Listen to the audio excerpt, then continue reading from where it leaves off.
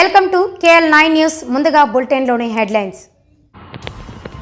గుంటూరులో కిమ్స్ శిఖర ఆసుపత్రి ప్రారంభోత్సవంలో పాల్గొన్న ముఖ్యమంత్రి నారా చంద్రబాబు నాయుడు. గత ఎన్నికల్లో తాము అబద్ధాలు చెప్పకపోవడం వల్లే ఓడిపోయామని వైఎస్ జగన్ కార్యకర్తలతో అన్నారు. జగన్మోహన్ రెడ్డిపై మంత్రి కొల్లు రవీంద్ర తీవ్ర ఆగ్రహం వ్యక్తం. తారక రామ కళ్యాణ మండప పునర్నిర్మాణాన్ని తక్షణమే ప్రారంభించాలి. బివి రామ్. జీవీఎంసీ ఆలస్యాన్ని తప్పుబట్టిన తెలుగు శక్తి అధ్యక్షుడు.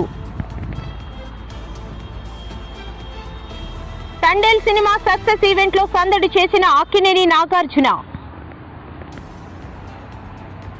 మహిళలకు ఎక్కడ అన్యాయం జరిగినా తాను అక్కడ ఉంటాను అని చాటుకునే డిప్యూటీ సీఎం ఎక్కడ?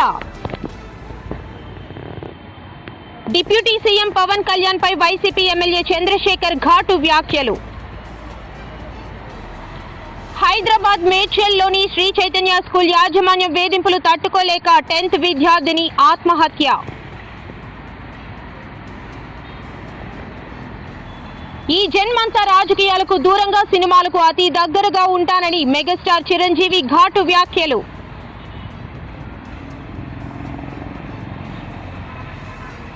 మహిళను మోసం చేసిన జనసేన నేతను పవన్ కళ్యాణ్ తొక్కిపట్టి నారతీయరా? గుంటూరులో కిమ్స్ శిఖర ఆసుపత్రి ప్రారంభోత్సవంలో పాల్గొన్న ముఖ్యమంత్రి నారా చంద్రబాబు నాయుడు. సీఎం చంద్రబాబు మాట్లాడుతూ అందరికీ ఆరోగ్యాన్ని ఇవ్వడమే మా కూటమి ప్రభుత్వ లక్ష్యమని అన్నారు. వచ్చిందంటే ఆ రోజు పెట్టిందంతా కూడా 100 కోట్లు పెట్టారేమో. 100 కోట్లు పెడితే ఈరోజు 12,000 కోట్ల రూపాయలు మార్కెట్ క్యాప్ వచ్చిందంటే ఆయన ఒక్కడు బాగుపడడం కాదు, హాస్పిటల్లో చేరిన ప్రతి ఒక్క డాక్టర్కి ప్రతి ఒక్కరికి షేర్ ఇచ్చాడంటే అది విజయ రహస్యం అని చెప్పి మరొకసారి మీ అందరికీ తెలియజేస్తున్నా. మనం అందరం ఒకటే ఆలోచిస్తాం, నేను బాగుంటే చాలని. కానీ సంస్థ బాగుండాలంటే అందులో పనిచేసే వ్యక్తులకు కూడా భాగస్వామ్యం ఉండాలి. అలాంటి భాగస్వామి పెట్టాడు కాబట్టి 25 సంవత్సరాలుగా 80% ఎవరైతే ఈ హాస్పిటల్లో చేరారో ఇది నా హాస్పిటల్ అనే భావన వచ్చి ఇక్కడే హాస్పిటల్లో సర్వీస్ చేసే పరిస్థితికి వచ్చారు. ఇది ఒక మంచి అనుభవం అని చెప్పి కూడా మిగిలిన పారిశ్రామికవేత్తలకు విజ్ఞప్తి చేస్తున్నా. ఇంకొక పక్కన మీరు చూస్తే ఇక్కడికి వచ్చినప్పుడు సూపర్ స్పెషాలిటీస్ అన్నీ కూడా కార్డియాక్ సైన్సెస్ కానీ, ఆంకాలజీ కానీ, న్యూరో సైన్స్, గ్యాస్ట్రోఎంట్రాలజీ, ఆర్థోపెడిక్స్, అవయవ మార్పిడి, కిడ్నీ కేర్, తల్లి పిల్లల సంరక్షణ, ఒక 25 సూపర్ స్పెషాలిటీస్ పెట్టారు. ఈరోజు ఇదే కాకుండా మీరు చూస్తే లేటెస్ట్ ఇంకా ఏ టెక్నాలజీస్ ఉన్నాయో అవన్నీ కూడా తీసుకొచ్చి శస్త్రచికిత్స అయిన తర్వాత రోగి వేగంగా కోలుకోవడానికే డావిన్సీ రోబోటిక్ సిస్టమ్ తీసుకొచ్చాడు. మోకాలు మార్పిడి కోసం రోబోటిక్ సిస్టమ్ తీసుకొచ్చారు. మెదడు కణితలు గాయాలు శస్త్రచికిత్స కోసం గామా నైఫ్ వినియోగించే పరిస్థితికి వచ్చారు. అదనపు రేడియేషన్ ప్రమాదం లేకుండా ఉండాలని ESWL డోర్నియర్ ఇలా అనేకమైనటువంటి మెడికల్ టెక్నాలజీస్ అని తీసుకొచ్చారు. ఎప్పుడు కూడా మనం ఒకటి గుర్తుపెట్టుకోవాలి, నాలెడ్జ్ అనేది డాక్టర్సే ప్రొవైడ్ చేయగలుగుతారు. అదే సమయంలో టెక్నాలజీ వచ్చింది. ఈరోజు నేను కూడా ఒక పిలిపిచ్చాను అందరికీ. ప్రతి ఒక్క వ్యక్తి రాష్ట్రంలో ఒకప్పుడు 95లో నేను చెప్పేవాడిని, ప్రతి ఒక్క కుటుంబానికి ఒక ఇన్ఫర్మేషన్ టెక్నాలజీ. గత ఎన్నికల్లో తాము అబద్ధాలు చెప్పకపోవడం వల్లే ఓడిపోయామని వైఎస్ జగన్ కార్యకర్తలతో అన్నారు. ప్రజల కోసం ఇన్ని బటన్లు నొక్కితే మనకే ఈ పరిస్థితి ఉంటే రేపు ఇచ్చిన మాటను గాలికి వదిలేసిన ఈ కూటమి పరిస్థితి ఏంటని ప్రశ్నించారు. ఎన్నికలైపోయాయి. దాదాపుగా 9 నెలలు కళ్ళు మూసుకొని కళ్ళు తెరిచేసరికి అప్పుడే 9 నెలలు గడిచిపోయింది. నిజంగా 2019 నుంచి 2024 మన ప్రభుత్వం ఉన్నప్పుడు అంటే వైఎస్ఆర్సీపీ జగన్ 1 పరిపాలన ఉన్నప్పుడు మనమంతా కూడా ఆ 5 ఏళ్ళు చరిత్రలో ఎప్పుడు చూడని విధంగా, ఇంతకుముందు ఎప్పుడైనా ఇది సాధ్యమేనా అని అనుకునే పరిస్థితి నుంచి కాదు, లేదు, ఇది సాధ్యం అవుతుంది అని చెప్పి చరిత్ర మార్చిన పాలన చూపించగలిగిన పాలన ఎక్కడైనా జరిగింది అని అంటే అది వైఎస్ఆర్ కాంగ్రెస్ పార్టీ పాలనలోనే మాత్రమే జరిగిందని చెప్తాను. ఈరోజు పరిస్థితి ఏమిటి అని చెప్పి ఒక్కసారి చూస్తే నేను చెప్పిన ప్రతి అంశంలో కూడా ఒకవైపున సూపర్ 6 గాలికి ఎగిరిపోయింది, సూపర్ 7 గాలికి ఎగిరిపోయింది, ఎన్నికలప్పుడు చెప్పిన మేనిఫెస్టో చెత్తబుట్టలోకి వెళ్ళిపోయింది, ప్రజలకిచ్చిన మాటలు మోసాలుగా తేలిపోయాయి. మరోవైపున వ్యవస్థలన్నీ కూడా, ఇప్పుడు నేను చెప్పిన వ్యవస్థలన్నీ కూడా విద్య, వైద్యం, వ్యవసాయం, గవర్నెన్స్ అన్ని వ్యవస్థలు కూడా తిరోగమనంలో కనిపిస్తూ ఉన్నాయి. కేవలం ఒకే ఒక వ్యక్తి మారాడు ముఖ్యమంత్రి, ఒకే ఒక పార్టీ మారింది, వైఎస్ఆర్సీపీ పక్కకు పోయి టీడీపీ వచ్చింది, తేడా అంతే. ప్రతి వ్యవస్థ తిరోగమనం, ప్రజలకు అంతవరకు అందుతూ ఉన్న ప్రతి పథకం రద్దు, వీళ్ళు చేస్తామన్న ప్రతి పథకము మోసం, అబద్ధం. కేవలం 9 నెలల కాలంలోనే ఇవన్నీ మన కళ్ళ ఎదుటే ఇవాళ కనిపిస్తూ ఉన్న పరిస్థితులు. నేను అందుకనే చెప్తా ఉన్నా, ఈరోజు ఓడిపోయినా కూడా చెప్తా ఉన్నా, మనకి ఇంతకుముందు 50% ఓటు షేర్ వచ్చింది. జగన్మోహన్ రెడ్డిపై మంత్రి కొల్లా రవీందర్ తీవ్ర ఆగ్రహం వ్యక్తం చేశారు. జగన్కు ప్రజలు ప్రతిపక్ష హోదా ఇవ్వలేదని, ఆయన కేవలం ఎమ్మెల్యే మాత్రమేనని అన్నారు. జగన్ ఎమ్మెల్యే హోదాలో అసెంబ్లీ సమావేశాలకు హాజరై ప్రజా సమస్యలను ప్రభుత్వం దృష్టికి తీసుకురావాలని కోరారు. ట్రాన్స్పరెంట్గా మేము ఎక్కడ కూడా ఎవరు ఇన్వాల్వ్మెంట్ లేకుండా జిల్లా కలెక్టర్ల సమక్షంలో, అందరు అధికారుల సమక్షంలో చాలా ట్రాన్స్పరెంట్గా కార్యక్రమాన్ని చేశాం. ఇవాళ ఏదైతే వాళ్ళు చేసినటువంటి కార్యక్రమాల వల్ల గత ప్రభుత్వంలో మద్యం రేట్లు విపరీతంగా పెంచుకోవడం కోసం, ఆదాయం, వాళ్ళ సొంత ఆదాయాలు పెంచుకోవడం కోసం వాళ్ళు చేసినటువంటి రకరకాల ఎత్తుగడల్లో ఏఆర్ఈటీ అనే ఒక ట్యాక్స్ని, కొత్త ట్యాక్స్ని తీసుకొచ్చి ఇష్యూ ప్రైస్ కన్నా ఈ ఏఆర్ఈటీ వల్ల ఆ రోజున 60 రూపాయలు ఉన్న బాటిల్ని 200 రూపాయలు చేశారు. ఇవాళ మొత్తం అన్ని బ్రాండ్లు కూడా మేము పక్క రాష్ట్రాలతో ఈక్వల్గా ధరలు తీసుకొచ్చాం, అన్ని బ్రాండ్లు అవైలబుల్ చేశాం. గతంలో పనికిరాని చెత్త బ్రాండ్లే పెట్టి కేవలం అవి మాత్రమే షాపుల్లో ఉండేలాగా చేసి నాన్ డ్యూటీ పెయిడ్ లిక్కర్ విపరీతంగా వాళ్ళ సొంత మనుషులతో అమ్మించి ఈ కార్యక్రమాలన్నీ కూడా చేయటం జరిగింది. ఇప్పుడు ఏదైతే మనం ఇచ్చినటువంటి పాలసీలో రీటైల్ మార్జిన్, ఎవరైతే రీటైలర్స్ ఉంటారో వాళ్ళకి ఇవ్వాల్సినటువంటి మార్జిన్లో వాళ్ళకి 14% రీచ్ కావడం కోసం 14 to 15% రావాలనేది ఇష్యూ ప్రైస్ మీద తీసినప్పుడు వస్తుంది. ఈ ఏఆర్ఐటీ వల్ల ఎఫెక్ట్ అయ్యి ఆ పర్సంటేజ్ తగ్గడం వల్ల ఇవాళ బాటిల్కి 10 రూపాయలు,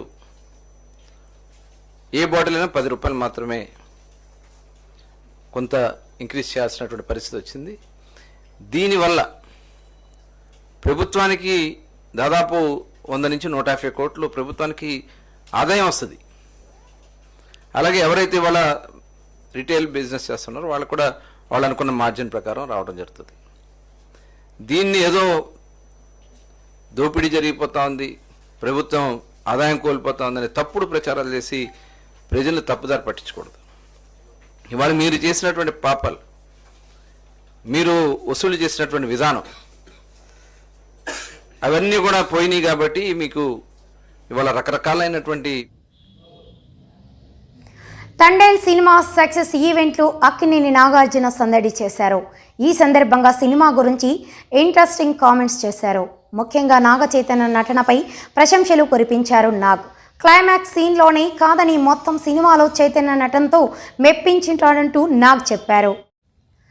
మహిళలకు ఎక్కడ అన్యాయం జరిగినా తాను అక్కడ ఉంటానని చాటుకునే డిప్యూటీ సీఎం తమ పార్టీ నాయకుడు చేసిన అన్యాయంపై స్పందిస్తారని ఆశ పెట్టుకుంది. రాష్ట్రంలో ఎంత జరుగుతుంటే పవన్ కళ్యాణ్ నిద్రపోతున్నారని ఎమ్మెల్సీ వరదు కళ్యాణి అన్నారు. ఫోన్లు లేవు, ఎంతసేపు డెఫినెట్గా చైతన్య ఫోన్ ఆన్ చేస్తాడు, వాడి మొహంలో ఎలా ఉంది చూద్దాము అని అనుకుంటూ వాడి మొహం చూస్తున్నాను. వాడేమో తొందరగా వెళ్ళిపోయాడు. నా దగ్గర ఫోన్ ఇంకా ఇవ్వలేదు. అప్పటికి బయటకు వచ్చిన కానీ ఫోన్ ఆన్ చేశాను. వచ్చే కంగ్రాచులేషన్స్ అప్ప అని ఒక ఫోన్ కాల్ వచ్చింది. కంగ్రాచులేషన్స్ డాడీ అని ఇంకో ఫోన్ కాల్ వచ్చింది.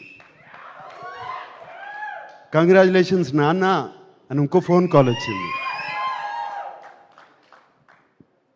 అండ్ ఫ్యాన్స్ దగ్గర నుంచి మెసేజ్లు, ఒక మెసేజ్ పైన ఒక message, congratulations sir, congratulation king, congratulations ఇది, కంగ్రాచులేషన్ అది అని. అప్పుడు అర్థమైంది, నాకన్నా చైతన్య కన్నా అక్కినేని అభిమానులు, మా శ్రేయోభిలాషులు ఎంత ఆనందపడుతున్నారు అని.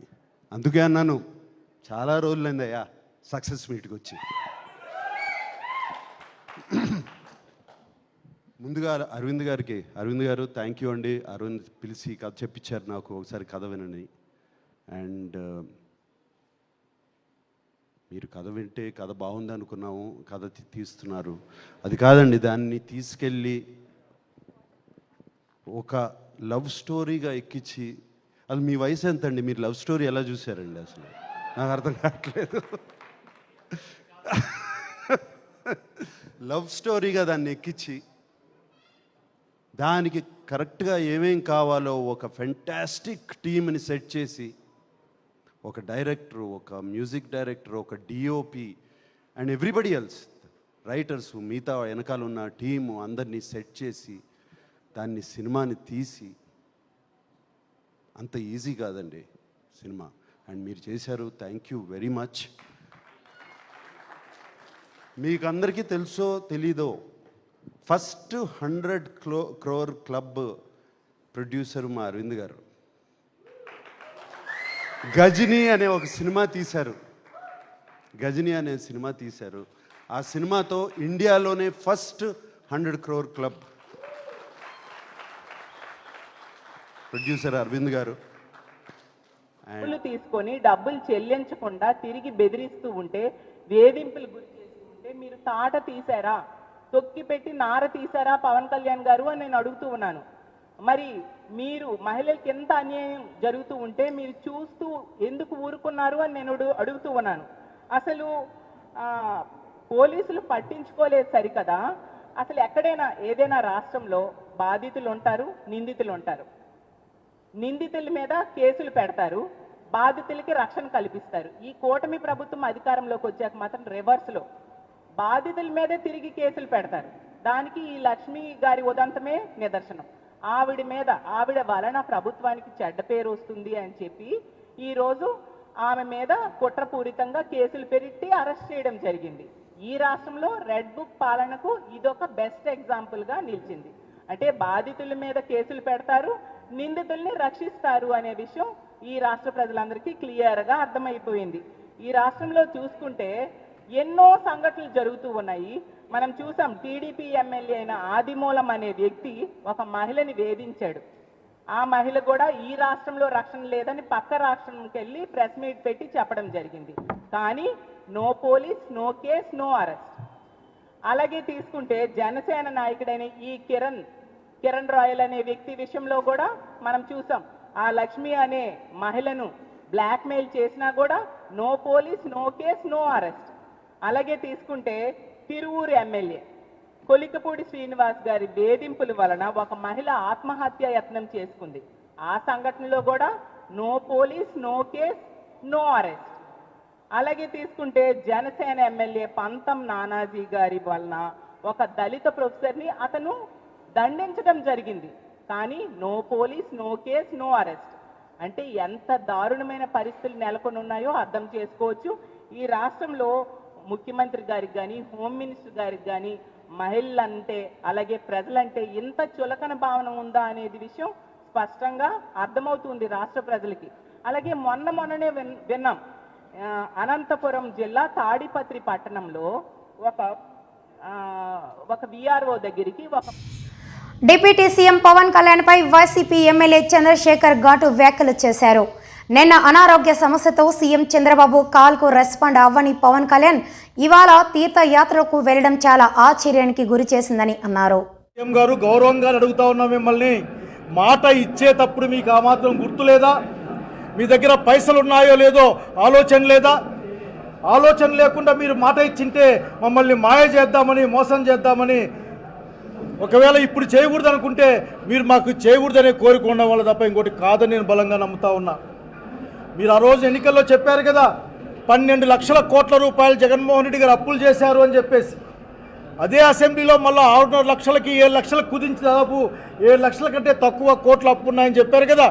అంటే అచ్చంగా మీకు ఇప్పుడు 4 లక్షల కోట్లు 5 లక్షల కోట్లు లాభం వచ్చింది కదా. ఆ లెక్కల్లోనే సూపర్ 6 అమలు చేయడానికి సంవత్సరానికి 48,000 50,000 కోట్ల ఖర్చు అవుతాయని మీ లెక్కలు చెప్పారు కదా. ఆ లెక్కన 10 సంవత్సరాలు చెప్పొచ్చు 5 లక్షల కోట్లు అయితే. 3 లక్షల కోట్లు అనుకున్నా కానీ ఏ సంవత్సరం కూడా ఇబ్బంది లేకుండా ఆఖరికి సూపర్ 6 అమలు చేయొచ్చు. మీరు దయచేసి ప్రజలకు ఇవ్వాలంటే మీకు కష్టంగా ఉంటుంది. కేవలం పేరు ప్రఖ్యాతులకి ఫోటోల కోసం మాత్రం మీరు కార్యక్రమాలు చేస్తారు. అట్లా కాకుండా తక్షణం సూపర్ 6ని అమలు చేయాలి. మన ఎవరో మాట్లాడుతూ ఉన్నారు, క్షమాపణలు ఇక్కడ పనిచేయవు. ప్రజలకు ఏం మాట ఇచ్చారో పాలకుడిగా ఆ పని చేసి తీరాలి. తక్షణం సూపర్ 6 అమలు చేయమని డిమాండ్ చేస్తూ ఉన్నాం. ఒక్క రంగం కాదు, అన్ని రంగాల్లో ఈ రోజున వెనుకబాటుతున్నాం. ఈ 7-8 నెలల తర్వాత కూడా ఈ రాష్ట్రంలో మీరు చేసిన పని ఒక్కటి కూడా లేదు, ఒక్కటి కూడా కనపడడం లేదు. ఈరోజు కూడా విశాఖ ఉక్కు ఫ్యాక్టరీని దొడ్డిదారిన ప్రైవేటైజేషన్ తప్ప ఇంకోటి కనపడలే ఇక్కడ. ఆ రోజు జగన్మోహన్ రెడ్డి గారి పరిపాలనలో ఉన్నప్పుడు విశాఖ ఉక్కు ప్రైవేటీకరణ చేయరాదని అసెంబ్లీలో తీర్మానం చేయడానికి కారణానే ఇంతవరకు ఆగిన సంగతి ఇక్కడ గుర్తు చేస్తూ ఉన్నాం. కనుక సత్యదూరంగా అబద్ధాలతో ఎంతో కాలం జీవితాన్ని తీసుకెళ్ళలేరు. శాంతి భద్రతల గురించి తక్కువ మాట్లాడుకుంటే చాలా బాగుంటుంది అనుకుంటా ఉన్నాయి. నాగరికి నేను ఒక్కటే ఒకటి అందరినీ కోరుకున్న మాట ఒక్కటే, పరిపాలన కోసం ప్రభుత్వాలు ఉంటాయి. పరిపాలన అంటే ప్రజల సంక్షేమం, అట్లాగే సంఘంలో శాంతి, అట్లాగే అందరూ కూడా ధైర్యంగా బతికే ఒక రోజు ఉంటాయి తప్ప భయపడుతూ ఉండే కాలాన్ని తెచ్చే మీ ప్రయత్నం మంచిదిగా అని చెప్తున్నాం. ఎదుర్కోవడానికి వైఎస్ఆర్సీపీ కార్యకర్తల సహకారంతో వాళ్ళతో కలిసి ఖచ్చితంగా మీ విధానాలు ఎండగడతామని తెలియజేస్తూ ఉన్నాం. అట్లాగే ఇంకొక కారణం వల్ల కూడా ఈ కార్యక్రమంలో నేను చేయడం జరిగింది. ఈరోజు ఆంధ్రప్రదేశ్ రాష్ట్రంలో ప్రజల కోసం మాట్లాడాలి. ఈరోజు ఎవరు మాట్లాడినా మెడికల్ కాలేజ్ చూసాం కళ్ళు ఎదురుగా. ఆ రోజున అనంతపురంలో ప్రైవేట్ మెడికల్ కాలేజీగా అంటే ఒక సహకార సంఘం అటువంటి ఒక సంఘం కాలేజీగా మారే కాలేజీని ట్రస్ట్ కాలేజీగా అనంత వెంకటరామరెడ్డి గారు ఆ రోజున మేమంతా ఉన్నాం. అట్లాగే వామపక్షాలంతా కలిపి దాన్ని గవర్నమెంట్లో పెడితే ఈ రోజున మన పిల్లలు చదువుకుంటా ఉన్నారు, బీదా బిక్కిపోయి వైద్యం చేసుకుంటా ఉన్నారు. అట్లా ప్రతి జిల్లాలో ఒక ప్రభుత్వ మెడికల్ కాలేజ్ ఉంటే బీదా బిక్కికి మంచి వైద్యం వస్తుంది, పిల్లలకు చదువులు వస్తాయి.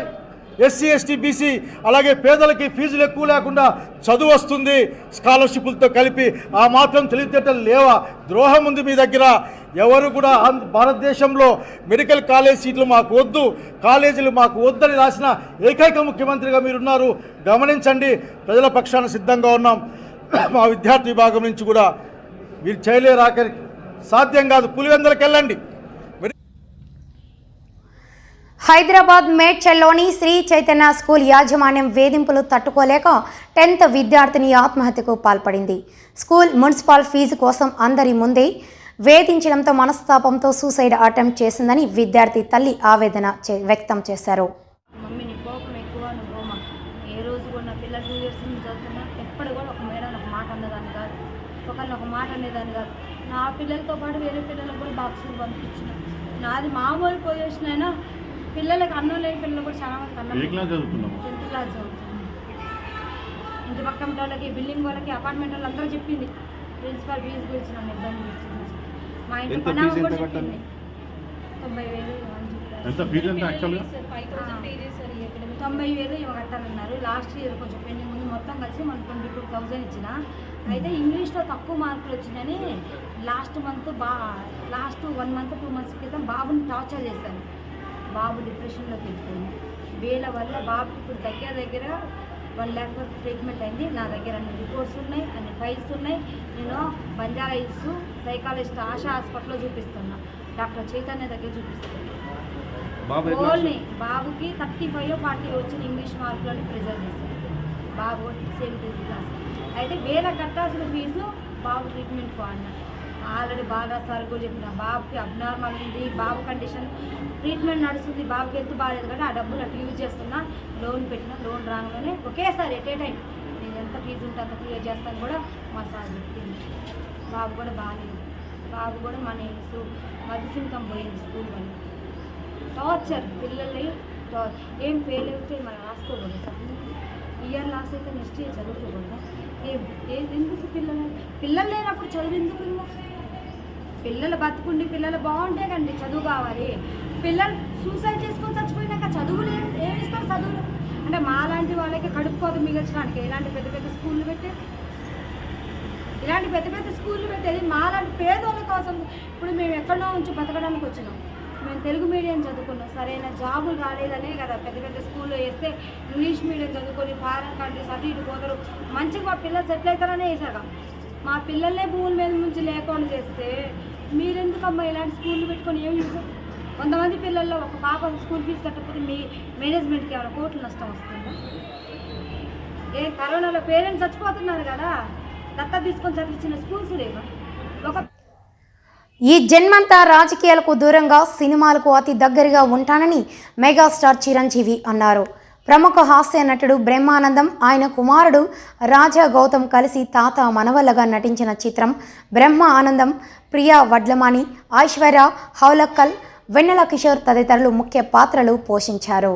చాలా మంది ఏంటంటే టూ మచ్ ఆఫ్ ఎక్స్పోజర్ నీ గ్లామర్ని తగ్గించేస్తుంది. గ్లామర్ అనేది గుప్పిట్లో ఉన్నంత వరకే, తెరిస్తే ఏముంది అని అంటే తెరుస్తాను. గ్లామర్ అనేది పోయే గ్లామర్ కాదు, ఇది గుండెల్లో ఉండే అభిమానం అంత తేలిగ్గా తరగదు. 47-48 సంవత్సరాలుగా ఏర్పడినటువంటి ఇది కాంక్రీట్ అయిపోయింది వాళ్ళ గుండెల్లో. కాబట్టి ఎవరు ఎంత తవ్వుకుందామన్నా సరే దాని ఫ్లేవరే వెళ్తుంది తప్ప అసలు మెటీరియల్ వెళ్ళదు గుండెల్లో నుంచి. కాబట్టి ఖచ్చితంగా నా ప్రమేయం, నా ఇది ఆ పిల్లల కోసం కానీ, నా మిత్రుడు, నాకు శిష్యుడు లాంటి వయోవృద్ధుడు ఆ బ్రహ్మానందాన్ని తన కోసంగా నేను రావటం అనేది ఇది నాకు సంతృప్తి. ఎవరి అబ్బాయి నేను కుర్రోడు వచ్చి డిస్టర్బ్ చేయొద్దు ప్లీజ్, సీరియస్గా మాట్లాడతాను. ఏమంటే ఈ చంటబ్బాయి షూటింగ్ జరుగుతుండగా మనందరం బ్రహ్మానందం ఈ సినిమా గురించి మాట్లాడుకోవాలి. కానీ ఇక్కడ ఉన్న ఆత్మీయత, ఆప్యాయత, ఆత్మీయులు చూస్తుంటే కనుక గతం గుర్తుకొస్తుంది, చెప్పకుండా ఉండలేకపోతున్నాను. అండ్ చంటబ్బాయి షూటింగ్ జరుగుతుండగా నేను ఇందాక చెప్పాడు కదా ఇట్లాంటి హీరో అని కాను నేనంటూ చార్లీ చాప్లిన్ గెటప్ వేసుకుని ఒక దిమ్మ మీద ఉంటుంది. అక్కడ అసలు టెన్షన్గా ఉంది, ఎందుకంటే అది చిన్న కోన్ షేప్లో ఉంటుంది. అక్కడ నిలబడి డ్యాన్స్ చేస్తున్నాను, జంజాల్ గారు చూస్తున్నారు. ఎవడో ఒకడు ఇక్కడ ఉండి ఎర్రిమోహం వేసుకుని విజిల్ వేసేసి అన్నాడు. చాలా డిస్టర్బెన్స్ కనిపిస్తుంది ఎదురుగా ఉండి. ఎవరది పంపించండి అన్నాడు. వెళ్ళి బ్రహ్మానందం జంజాల్ గారు వెనక్కి వచ్చావయ్యా అని వెళ్ళాడు. సరే ఏమనుకున్నా, అయిపోయింది, షార్ట్ అయిపోయింది. సరే ఎవరో కాదండి, అత్తిలో లెక్చర్గా పనిచేస్తున్నాడు, పేరు బ్రహ్మానందం అని. ఓ అట్లాగా, సారీ అండి నేను ఎవడో అనుకున్నానంటే. లేదండి మీరు అభిమాని అండి, మీరంటే చాలా ఇష్టం, అందులో లైవ్లో మీరు డ్యాన్స్ చేస్తుంటే వాడు థ్రిల్ అయిపోయి విజిల్ వేసేసాడు. వాడు తెలీదు, డిస్టర్బ్ చేయకూడదు అని సంగతి అంటే సరే. అండ్ మంచి మిమిక్ అండి, బాగా మిమిక్రీ చేస్తాడు. అందరికీ అలా అయితే సాయంత్రం కూర్చోబెట్టుకుందాం అని చెప్పేసి సాయంత్రం మా రూమ్లో కూర్చోబెట్టుకుంటే మహిళలను మోసం చేసిన జనసేన నేతను పవన్ కళ్యాణ్ తొక్కపట్టి నార తీయాలి. పైగా మహిళలను కొట్టి బెదిరించి డబ్బు కొట్టేసిన వాడిని జనసేన వెనకేసుకొస్తుందని, పార్టీ కార్యకలాపాలకు దూరంగా ఉంచమని నోటు మాత్రం విడుదల చేశారు. మీ అన్యాయాలపై ప్రజలు ప్రశ్నిస్తే ఈ ప్రభుత్వం దగ్గర సమాధానం ఉందా అని శ్యామల డిమాండ్ చేశారు. కుటుంబానికి ఉపయోగపడతాయి అని చెప్పి నమ్మి ఈ కూటమి ప్రభుత్వాన్ని సహాయం అడిగితే ఏం చేశారండి? మీరిచ్చిన తీర్పు ఏంటి? ఆవిడ అరెస్ట్. అంటే బహిరంగ సభల్లో అధికారులతో సమావేశాల్లో మీ మాటలు కోటలు దాటుతాయి. మహిళలకి ఏమన్నా అన్యాయం జరిగితే కడుపు రగిలిపోతుంది, కడుపు తరుక్కుపోతుంది. మహిళల safety is my utmost priority అని మాట్లాడినటువంటి గొంతులు ఈ రోజున ఎందుకు ఒక్క మాట కూడా మాట్లాడట్లేదు? మీ పార్టీ నాయకుడేగా, ఎందుకని? అంటే ఇవన్నీ మాటల వరకేనా? చేతల్లో ఇవేం కనబడవా? ఒక ఆవేశం అదంతా ఏమైపోయింది? ఈ రోజున ఆవేశం అంతా ఏమైపోయింది? లేకపోతే ఏమన్నా డ్యూటీ దిగారా? చెప్పండి. జస్ట్ అంటే ఏమైనా గ్యాప్ తీసుకున్నారా? మళ్ళీ మీరు డ్యూటీ ఎక్కాక ఇవన్నీ చూస్తారా? రాజకీయ ముసుగులో ఒక మహిళను వంచి మోసం చేసి, అంటే ఎంత సిగ్గు విడిచి ఆమె బయటకు వచ్చి ఇదంతా జరిగిందంతా చెప్పి 30 సవర్ల బంగారం తీసుకున్నాడు, మా అధికారి వస్తున్నాడు, 1,30,00,000 నాకు కావాలి అంటే అత్తగారి నుంచి వచ్చిన ధనాన్ని, నగదుని, బంగారాన్ని ఆ లక్ష్మి అనే ఆవిడ ఆయనకి ఇస్తే ఆయన ఈ రోజున మాట్లాడే మాటలేంటి? తిరిగి అడుగుతున్నందుకు గొంతు పిసికి చంపేస్తా, నీ పిల్లలు పెద్దవాళ్ళు అయ్యారని ధైర్యంతో మాట్లాడుతున్నావా, వాళ్ళ కాళ్ళు విరిచేస్తా, ఏ పోలీస్ వస్తాడు, ఎవరు చూసుకుంటారు అని చెప్పి మాట్లాడే మాటలా?